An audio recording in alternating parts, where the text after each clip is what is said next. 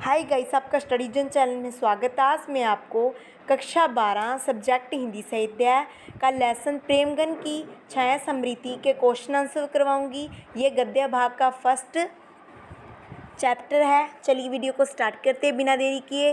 पहला क्वेश्चन है, लेखक ने अपने पिताजी की किन किन विशेषताओं का उल्लेख किया है। उत्तर है, लेखक ने अपने पिताजी की निम्नलिखित विशेषताओं का उल्लेख किया है। पहला पॉइंट, उनके पिता फारसी भाषा के अच्छे विद्वान थे, यानी उन्हें फारसी भाषा का ज्ञान था। नेक्स्ट पॉइंट है बच्चों इसका, वे प्राचीन हिंदी भाषा के प्रशंसक थे। नेक्स्ट पॉइंट, वे फारसी भाषा में लिखी उक्तियों के साथ हिंदी भाषा में लिखी गई उक्तियों को मिलाने के शौकीन थे। नेक्स्ट पॉइंट है इसी का, वे प्राय रात में सारे परिवार को रामचरितमानस तथा रामचंद्रिका का बड़ा चरित्रात्मक ढंग से वर्णन करके सुनाते थे। नेक्स्ट पॉइंट है, भारतेंदु के नाटक उन्हें बहुत प्रिय थे।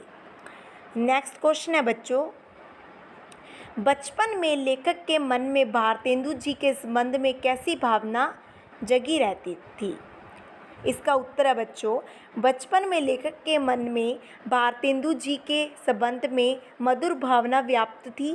वह राजा हरिश्चंद्र तथा कवि हरिश्चंद्र में अंतर को समझ नहीं पाते थे और दोनों को एक ही दृष्टि से देखते थे। यदि कोई उनके सम्मुख हरिश्चंद्र का नाम लेता तो उनके सम्मुख उन दोनों से युक्त मिले जुले भावों का उद्भव होता था। इसी कारण उनके मन में एक माधुर्य भाव का संचार होता था। नेक्स्ट क्वेश्चन है बच्चों, उपाध्याय बद्री नारायण चौधरी प्रेमगन की पहली झलक लेखक ने किस प्रकार देखी। उत्तर है, लेखक के पिता की बदली मिर्ज़ापुर के बाहर नगर में हुई थी। वहाँ रहते हुए उन्हें एक दिन ज्ञात हुआ कि भारतेंदु हरिश्चंद्र के सखा, जिनका नाम उपाध्याय बद्री नारायण चौधरी है और जो प्रेमगन उपनाम से लिखते हैं, वे यहाँ रहते हैं। लेखक उन्हें मिलने के लिए यानी कि उनसे मिलने के लिए आतुर हो उठा और अपनी मित्र मंडलियों के साथ योजना अनुसार 1.5 मील चलकर उनके घर के नीचे जा खड़ा हुआ। इसके लिए उन्होंने एक ऐसे बालकों को भी खोज लिया जो उनके घर से तथा प्रेमगन जी से भली भांति परिचित थे।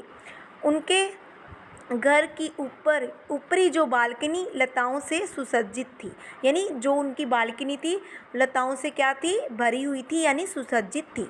लेखक ऊपर की ओर लगातार देखता रहा। कुछ देर में उसे प्रेमगन की झलक दिखाई पड़ी। उनके बाल कंधों तक लटके रहे थे, यानी कि जो उनके बाल थे कंधों तक क्या थे, लटक रहे थे। ठीक है, लेखक जब तक कुछ समझ पाता वे अंदर चले गए। ठीक है, जब वो जो लेखक थे उन्होंने देखा उन्हें, तो उनके जो बाल थे वो कंधों तक क्या थे, लटक रहे थे। जब उन्होंने देखा वो अंदर चले गए। नेक्स्ट क्वेश्चन है बच्चों, लेखक का हिंदी साहित्य के प्रति झुकाव किस प्रकार बढ़ता गया।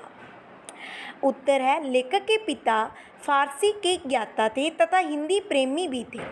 उनके घर में भारतेंदु रचित हिंदी नाटकों का वाचन हुआ करता था। रामचरितमानस तथा रामचंद्रिका का भी सुंदर वाचन होता था, क्योंकि उनके पिता ये सुनाते थे उन्हें। पिता द्वारा लेखक को बचपन से ही साहित्य से परिचय करवा दिया गया था। जो पिता थे उनके द्वारा क्या किया गया, साहित्य का परिचय करवा दिया गया लेखक को बचपन से ही। भारतेंदु लिखित नाटक लेखक को आकर्षित करते थे, अतः इस आधार पर कहा जा सकता है कि पिताजी ने ही उनके अंदर से हिंदी साहित्य के प्रति प्रेम के बीज बोए थे। इस तरह हिंदी साहित्य की ओर झुकाव होना स्वाभाविक था। आगे चलकर पंडित केदारनाथ जी ने इसमें मील के पत्थर का कार्य किया। यहाँ मील नहीं आएगा, नींव के पत्थर की तरह कार्य किया, ऐसा आएगा, मील नहीं आएगा बच्चों यहाँ पर। लेखक जिस पुस्तकालय में हिंदी की पुस्तकें पढ़ने जाया करते थे, उसी के संस्थापक केदारनाथ जी थे। वे लेखक को प्राय पुस्तक ले जाते हुए देखते थे। बच्चे के अंदर हिंदी पुस्तकों और लेखकों के प्रति आदर भाव देखकर वह बहुत प्रभावित हुए। उन्हीं के कारण 16 वर्ष की अवस्था में लेखक को हिंदी प्रेमियों की मंडली से परिचय हुआ। इस मंडली के सभी लोग हिंदी जगत में महत्वपूर्ण स्थान रखते थे, जिनमें काशी प्रसाद जायसवाल, भगवान दास हालना, पंडित बद्रीनाथ गोड, पंडित उमाशंकर द्विवेदी इत्यादि थे। इन सबके रहते हुए लेखक का साहित्य के प्रति झुकाव तेजी से बढ़ने लगा। नेक्स्ट क्वेश्चन है बच्चों, निसंदेह शब्द को लेकर लेखक ने किस प्रसंग का जिक्र किया है?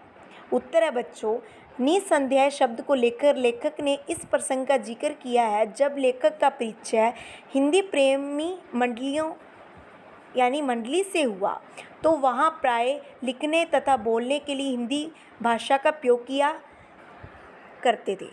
वो क्या करते थे? लिखने और बोलने के लिए प्राय किस भाषा का प्रयोग करते थे? हिंदी भाषा का। बातचीत करते समय निसंदेह शब्द का अधिक प्रयोग किया जाता था। दूसरे लेखक के घर के आसपास ऐसे लोग अधिक रहा करते थे जो मुख्यतः कचहरी के अफसर या कर्मचारी तथा वकील हुआ करते थे।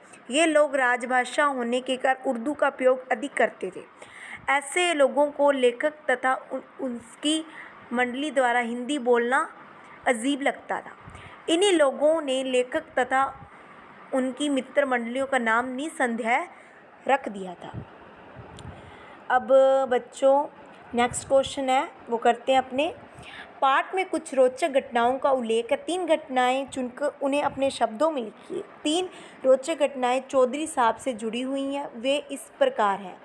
पहली घटना है बच्चों, एक बार एक प्रसिद्ध कवि वामनाचार्य गिरी चौधरी साहब से मिलने आए। वे मार्ग पर चलते हुए चौधरी साहब पर आधारित कविता का निर्माण कर रहे थे। कविता के आखिरी अंक पर वह अटके हुए थे। तभी उन्हें ऊपरी बालकनी में चौधरी साहब खड़े हुए दिखाई दिए, यानी कि वो खड़े थे वहाँ पर, उन्हें दिखाई दिए। उन्हें देखते ही तपाक से ज़ोर से बोले, खंबा टेकी खड़ी जैसे नारी मुगलाने की। ठीक है, नेक्स्ट घटना है, ऐसे ही एक दिन चौधरी साहब बहुत से लोगों के साथ बैठे हुए थे। वहाँ से एक पंडित जी गुजर रहे थे, सो वह भी इस मंडली में आ गए। चौधरी साहब ने उनका हालचाल पूछा, और क्या हाल है? पंडित जी बोल पड़े, कुछ नहीं, आज मेरा एकदशी का व्रत है, अतः कुछ जल खाया है और बस यूं ही चले आ रहे हैं। उनका इतना कहना था कि सब पूछ पड़े, जल ही खाया है या कुछ फलाहार भी पिया है। नेक्स्ट घटना है, चौधरी साहब के पास एक दिन उनके मित्र मिलने के लिए पहुंच गए उनके मित्र चौधरी साहब के। चौधरी साहब से वे अचानक प्रश्न पूछ बैठे, साहब मैं अक्सर घनचक्कर शब्द सुना करता हूँ, आपको मालूम है इसका क्या अर्थ है? बस क्या था? चौधरी साहब बोल पड़े, इसमें कौन सी कठिन बात है? रात के समय एक कागज़ कलम लो, उसमें सुबह से लेकर रात तक जो जो काम किया उसे लिखिए और पढ़ लीजिए। आई होप कि आपको मेरी वीडियो पसंद आई होगी। प्लीज़ मेरी वीडियो को लाइक करें, शेयर करें, कमेंट करें और हमारे चैनल स्टडी जोन को सब्सक्राइब करें। बेल आइकन को प्रेस करें ताकि आने वाली वीडियो की नोटिफिकेशन आपको सबसे पहले मिले। Thank you for watching. अगर आप इसी तरह की वीडियोज़ चाहते हैं तो हमारे चैनल को आवश्यक रूप से सब्सक्राइब कीजिएगा। इसी चैप्टर के अन्य क्वेश्चन मैं लाऊंगी आपके लिए नेक्स्ट वीडियो में। धन्यवाद।